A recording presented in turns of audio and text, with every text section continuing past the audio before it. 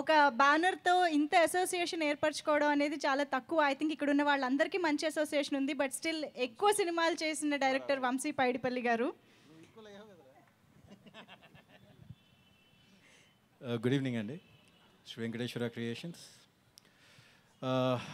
I think ఈ సినిమా, ఈ బ్యానర్ ఇంత సక్సెస్ఫుల్ అవ్వడానికి కారణం మా అన్నయ్య వినాయక్ గారు.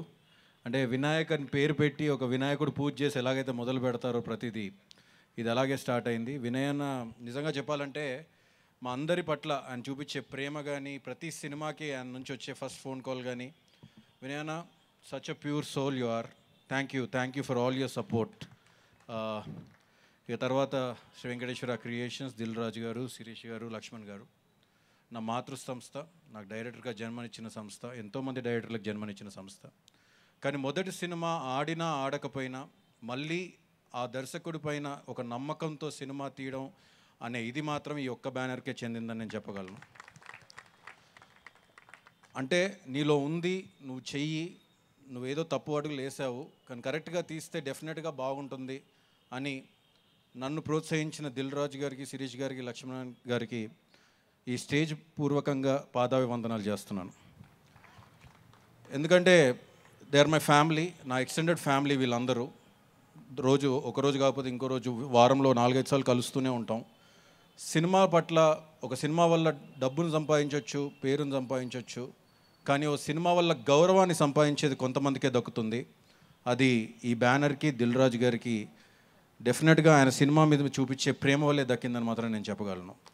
ప్లీజ్ ఆయనకున్న ప్రేమనే మేమందరం ఇక్కడ కూర్చోవడానికి కానీ, ఈరోజు ఇలా నేను నిలబడ్డానంటే మాత్రం అది బ్యానరే కారణం అని నేను చెప్పగలను. 3 సినిమాలు నేను తీశాను. హరీష్ గారు మళ్ళీ ఈ సినిమాతో ఈక్వల్ అవుతున్నాడు. మళ్ళీ నా నెక్స్ట్ సినిమాతో హరీష్ని కొడతాను, మళ్ళీ వాడు వచ్చి ఇంకో సినిమా చేస్తాడని కూడా నాకు తెలుసు. So Harish one of my closest friends. నా జర్నీ, వాడి జర్నీ ఒకటేలా మొదలైంది. ఫస్ట్ తడబడ్డాం, తర్వాత నిలదొక్కున్నాం, ఈరోజు ఇలా మీ ముందు నిలబడ్డాం.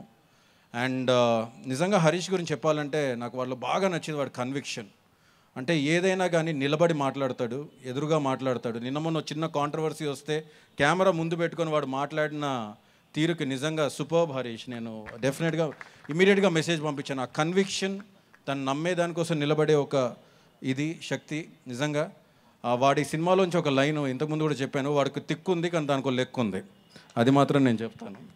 So and Bunny DJ teaser చూసాం. బన్నీ ఇప్పుడే నువ్వు ప్రతి సినిమా మీద the way you put your interest, నువ్వు పడే కష్టం కానీ డెఫినెట్గా ఈ సినిమా again DJ is going to prove. Sarrainodu Boyapati గారు ఇక్కడే ఉన్నారు, ఇప్పుడు next DJ. So definitely you gonna rock.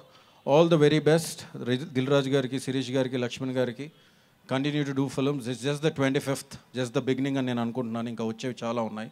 Thank you so much for giving me.